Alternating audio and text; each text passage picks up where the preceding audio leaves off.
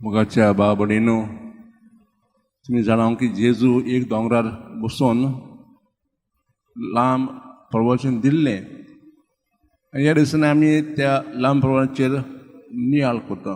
2 दीस एक धाकटो भाग घेता आनी तेजेर नियाळ करता. जेजू म्हणटा तुमी आदल्या काळार आयकोलें वा तुमकां सांगोलें वा तुमकां 200 सांगलें, पूण हांव तुका नवी शिकवण दिता.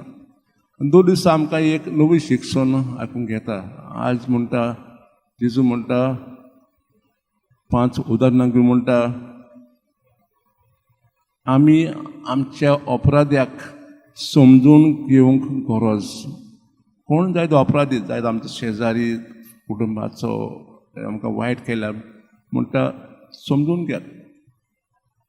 दुसरें म्हणटा राग केन्नाच रागान फारीकपण दिना. जेन्ना कोणाक आमकां अपमान केल्यार, रागान उच्चां उलयल्यार, रागान आमकां कितें केल्यार आमी कितें करता, पोतून घेता. जेजू म्हणटा तें फारीकपण न्हू. दुसरें म्हणजे आमी सदांच गरजे वदांक आदार दिवंक जाय.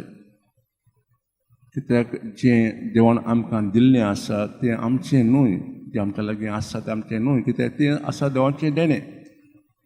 तर आमच्या दारार कोण आयल्यार थंय कसली वस्त गरज आसल्यार आमी ताका दिवंक जाय, कित्याक जें आमचें ते भाशेन सगल्यांचें.